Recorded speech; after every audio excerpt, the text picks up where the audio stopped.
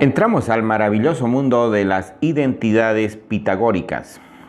¿Cómo no ponernos realmente en ese maravilloso mundo cuando estuvimos en la edad antigua, en el que Pitágoras no descubrió el teorema, pero él fue una de las principales herramientas de la matemática para demostrar este maravilloso teorema? Pero sin embargo, hoy tenemos la aplicación de esta identidad. La aplicación, de este teorema en lo que son la construcción de las identidades. Tenemos acá un triángulo rectángulo, ¿sí? En el que, evidentemente, si es un triángulo rectángulo, los lados tienen que satisfacer el teorema de Pitágoras, ¿cierto? Bien, en esta ocasión vamos a hacer lo siguiente.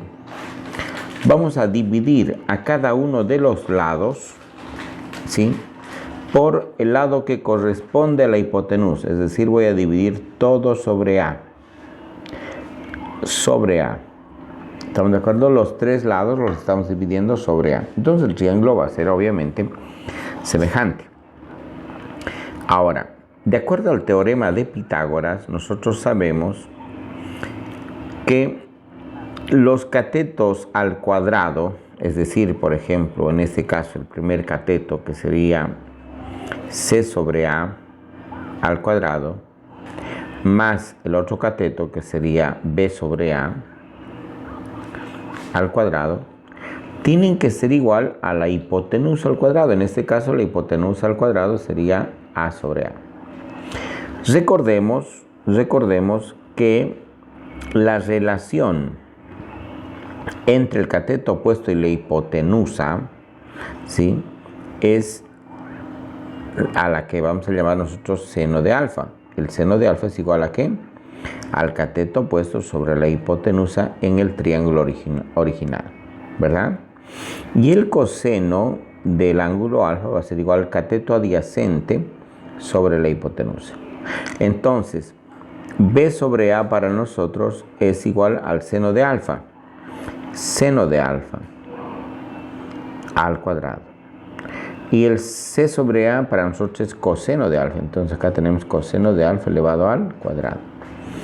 Y A sobre A me va a dar evidentemente 1 al cuadrado. Entonces yo voy a observar que tengo acá el coseno cuadrado de alfa más el seno cuadrado de alfa igual a 1. Y en este momento nosotros hemos podido construir la famosa identidad pitagórica. Esta es una de las identidades que vamos a manejar realmente con mucha frecuencia. ¿Está bien? Entonces, si yo tengo la suma del seno y coseno al cuadrado del mismo ángulo, eso quiere decir que eso es igual a 1. ¿Está bien? Y de esta forma yo puedo obtener, por ejemplo, otras identidades que las tenemos en resumen acá. Las tenemos en resumen ahí. Por ejemplo, al mismo tiempo, como hemos hecho la división anteriormente por A, yo podría, por ejemplo, dividir ahora todos los lados por el lado C. ¿Qué tal? Por el lado C. ¿Está bien? Ahora bien, ¿recuerdan ustedes, para nosotros, si nosotros, por ejemplo, borramos esto, ¿ya? En ese triángulo original, ¿a qué es igual, por ejemplo, la tangente del ángulo alfa? La tangente es igual a ¿qué? Cateto opuesto sobre el cateto adyacente, B sobre C, ¿verdad? ¿A qué es igual el coseno del ángulo alfa? Cateto adyacente, C sobre la hipotenusa, que sería A. Entonces la secante, que es la recíproca, va a ser igual a A sobre C. ¿Están de acuerdo? Bien, en este momento, para construir otra identidad trigonométrica, voy a yo dividir todo entre C. Todos los lados, entre C. ¿Está bien? Ahora bien, de acuerdo al teorema de Pitágoras, yo diré que los catetos al cuadrado, es decir, C sobre C al cuadrado, esto de acá, más B sobre C al cuadrado, es igual a A sobre C al cuadrado. Esto puedo observar que es 1 más b sobre c. B sobre c es igual a ¿qué? A la tangente del ángulo alfa elevado al cuadrado. Y a sobre c, ¿qué es esto? Para mí es, ¿qué cosa? La secante de alfa. Entonces la secante de alfa elevado al cuadrado. Haciendo la simplificación, 1 al cuadrado es 1 más la tangente cuadrado de alfa igual a ¿qué? A la secante cuadrado de alfa. Listo, vean ustedes ahí. Yo tengo demostrada la siguiente identidad, que la puedo enumerar como la número 2. En el ejercicio que continúa voy a hacer la demostración de esta otra identidad pitagórica, que sería la número 3. ¿Está bien? ¿Qué podemos hacer entonces en este caso? Observen, consideramos nuevamente 3 lados. Ahora bien, aquí será igual, por ejemplo, la cotangente del ángulo alfa. La cotangente es el cateto adyacente C sobre B, ¿verdad? Y la cosecante es la recíproca del seno. El seno era cateto opuesto sobre hipotenusa. Y la cosecante va a ser la hipotenusa sobre el cateto opuesto, A sobre B. ¿Está bien?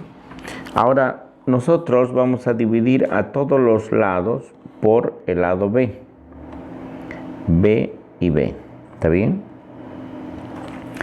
Recordemos que por el teorema de Pitágoras, yo puedo decir que la suma de los catetos, es decir, B sobre B al cuadrado más C sobre B al cuadrado es igual a la hipotenusa al cuadrado, que sería A sobre B al cuadrado.